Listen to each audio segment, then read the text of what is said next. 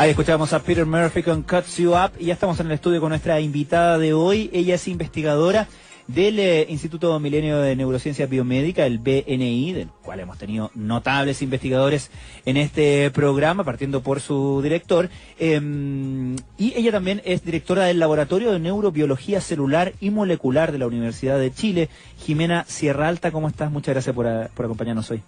Hola Francisco, muchas gracias por invitarme.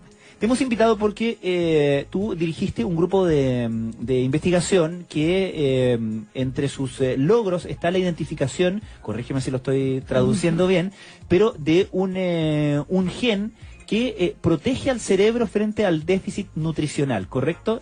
Así es. Déjame decirte como el mono que me hice yo leyendo el tema para decirme si estoy equivocado o no, pero cuando en el fondo un organismo está quedándose corto de energía, o sea, que es lo que pasa cuando uno deja de comer en el fondo, ¿cierto? O cuando tiene problemas con acceder a alimentos, lo que haría este gen, ¿cierto? O este transportador celular, es asegurarse de que la parte más importante, que es el cerebro, no deje de funcionar, ¿correcto? O sea, como que reorienta las energías, ¿no? Sí, es un poco eso. La idea es que en periodos en que hay ayuno o falta de nutrientes, principalmente glucosa, el cerebro tiene que estar protegido de alguna manera, porque no importa si uno se queda un poco con menos músculo o pierde grasa, pero el cerebro no puede dejar de funcionar, y el cerebro funciona fundamentalmente por la glucosa. Entonces, por la glucosa y por algunos, lo que se llaman metabolitos de la glucosa, derivados de la glucosa. Y este transportador en realidad lo que hace es ayudar a que esa glucosa o esos metabolitos de glucosa ingresen mejor al cerebro, más eficientemente, de manera que se protege de esta falta de nutrientes periféricos en el resto del cuerpo. Y cuando este transportador no está, entonces el organismo es más débil, no resiste este ayuno, que en todos los animales y en el humano puede mantenerse varios días de ayuno, pero en este caso, cuando falta este transportador, el ayuno, o sea, el animal dura muy poquitito en este estado de ayuno y se muere. Eso te iba a preguntar, ¿la consecuencia del ayuno a nivel cerebral es la muerte? Sí, yeah. sí, porque si las neuronas dejan de funcionar por falta de energía, mueren las neuronas, y si mueren las neuronas, muere el animal. Claro. Entonces, ahora, esto es una investigación que ustedes hicieron con la mosca de la fruta o del vinagre, la Drosophila melanogaster, que ya hemos tenido otros investigadores que trabajan con este organismo, que entiendo que comparte un gran porcentaje de genes similares a nosotros, y por eso es un modelo muy cómodo para investigar, ¿no? Para trabajar. Sí, exactamente.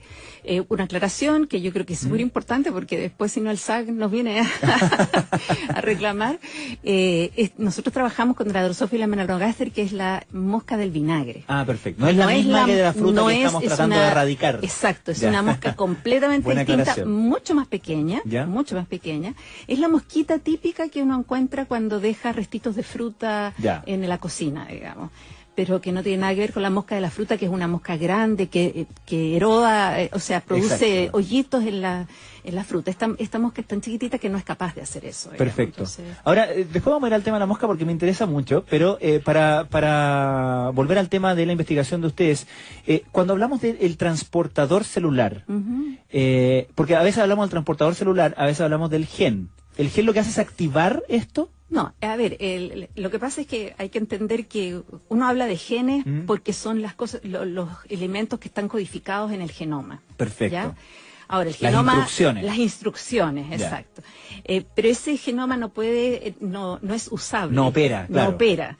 Entonces, lo que opera es la proteína, que es traducida a partir del genoma. Y la proteína lo que hace es transportar... Exacto, la proteína es una proteína que se ubica en la membrana de la célula y transporta, es decir, toma un elemento desde el extracelular y lo incorpora al intracelular, que es algo que cualquier elemento que es hidrosoluble no puede atravesar la membrana, porque claro, es una membrana lipídica. Entonces, básicamente se toma y se incorpora. Es como si uno estuviera viviendo en una casa con las puertas cerradas y necesita tener a alguien que lo tome, le abra la puerta y lo deje entrar. Entonces, o sea, estamos dentro de una casa grande, que es súper importante, nos estamos quedando sin comida, y el que va a la puerta a buscar el Uber Eats, no, la pizza que pedimos, es el transportador celular, esa claro, es que es una proteína. Que tiene que salir y entrar a la célula de nuevo. Que ustedes le pusieron un nombre que es Chasqui, que tiene que ver con eso, ¿no? Sí, porque, bueno, nosotros, las drosófilas tienen una particularidad, y es que los investigadores desde muy inicio, desde que se empezaron a conocer la función de los genes que estaban en la drosófila, le pusieron nombres que tenían algo que ver con su función. Y esa historia, digamos, se ha seguido repitiendo. Entonces, cuando uno descubre la función de un gen, no es que el gen se descubra, sino que el gen está anotado, se dice que aquí hay un gen que codifica una proteína, pero no sabemos qué hace. Entonces nosotros tenemos, cuando el gen no se conoce, se tiene un número nada más. Claro. Pero cuando se le encuentra la función a ese número, a ese gen que tiene un número, uno le pone un nombre... De ahí pasamos al nombre de fantasía. Al nombre de fantasía, exactamente. ¿Cómo lo pasa en la astronomía, no? Sabemos que existe el asteroide K44 y de repente alguien dice, no, este es como porque, qué sé yo. Algo pasó, claro, y le ponen un nombre fantasía. Claro. Este es el nombre fantasía. Y la gracia es que cuando cada laboratorio descubre, le pone un nombre que tenga que ver no solo con la función, sino que además tenga algo que ver con el país, con el lugar donde se descubrió. Por ejemplo, hay un gen que se llama araucano. Perfecto. Porque se ¿Y qué hace? que ese es un factor de transcripción, es decir, un gen que regula, una proteína en realidad, que regula cómo se traducen y transcriben los genes. Perfecto.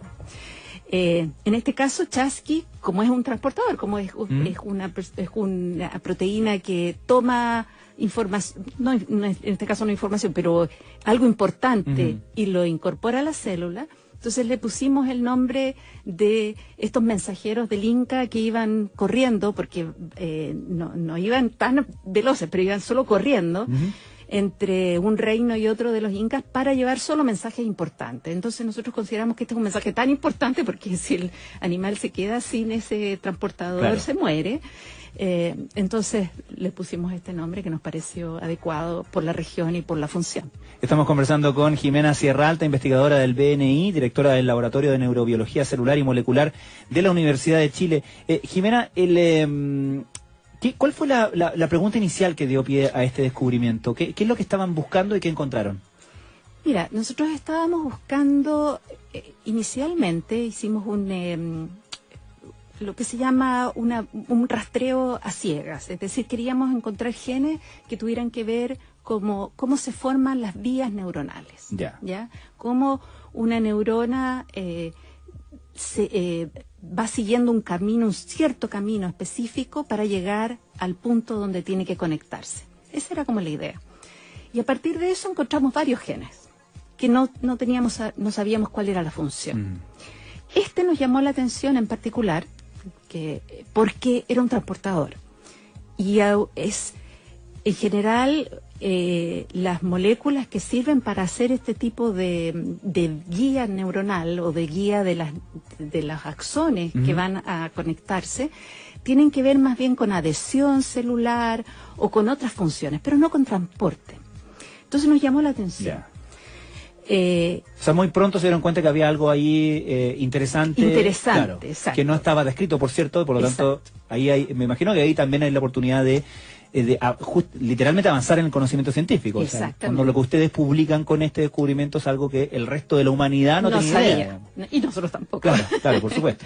Entonces nos llamó la atención y por eso empezamos a investigarlo. Y muy prontamente nos dimos cuenta que era un transportador de una molécula que es un derivado de glucosa, que es lactato.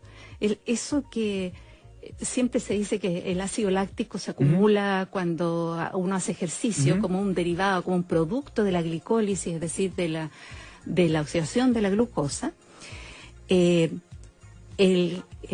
ácido láctico se transforma en lactato. Ya. ¿Ya? Y ese lactato puede ser transportado por este transportador hacia el interior de la célula o hacia el exterior para evitar una toxicidad, porque el ácido láctico es un poco tóxico para la célula. Jimena, hablamos de que esta investigación fue hecha con la Drosophila melanogaster, la mosca del vinagre. Aclarabas muy bien que no es la de la fruta que persigue el SAG.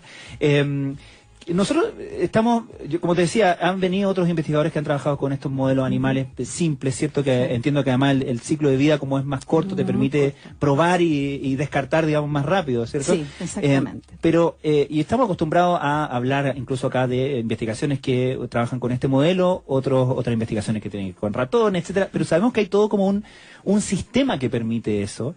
Y te quería preguntar cómo es ese sistema, cómo es el sistema de las moscas, cómo es trabajar con moscas, quién las lleva al laboratorio, quién las recolecta, de dónde se saca, se compran, se modifican, cómo es la industria de la mosca científica. Bueno, es realmente una industria, porque la verdad es que las moscas drosófilas han sido ocupadas como modelo científico desde el principio del siglo XX, digamos, o sea, 1902, 1903 comenzaron a usarse. Primero como modelos genéticos para estudiar el genoma, como los cromosomas, los genes. En esa época ni siquiera se sabía qué era un gen. Se sabía que estaban en los cromosomas, pero no más que eso. Por lo tanto, principalmente se usó para eso inicialmente, pero luego empezaron a conocer tanto de la mosca que empezaron a usarlo para otros fines, digamos. Y en este momento hay un gran boom de la drosófila, diría yo, para el uso de buscar terapias biomédicas o usar o encontrar genes que tengan que ver con enfermedades. Porque aunque somos tan diferentes los insectos con los humanos, digamos, las bases por las cuales las células funcionan y particularmente las neuronas funcionan es muy similar. Es prácticamente lo mismo, en la base. Entonces esta es una manera de acceder como a un mapa más simplificado, ¿no? Exacto, es como, en el fondo, es como estudiar una citroneta, cómo funciona una citroneta. Como principios básicos de mecánica. Para luego ir pensando en que uno va a entender cómo funciona un Boeing. Claro. ¿Me entiendes? Pero obviamente, si uno no sabe ni cómo aproximarse al Boeing, mejor empieza estudiando la citroneta, claro, y después y luego va escalando, exactamente. Y esa es la idea. Y el haber podido encontrar muchos genes en la drosófila que son más simples, ha permitido encontrar genes que luego más complejamente hacen las mismas funciones en los mamíferos y en el humano. Jimena Sierra Alta, investigadora del BNI, directora del Laboratorio de Neurobiología Celular y Molecular de la Universidad de Chile. Muchísimas gracias, muy interesante haberte tenido con nosotros hoy. Muchísimas gracias, Francisco. Ojalá podamos seguir hablando de las drosófilas en algún otro momento. No me cabe duda, porque es un tema fascinante. Nosotros, como podrán deducir...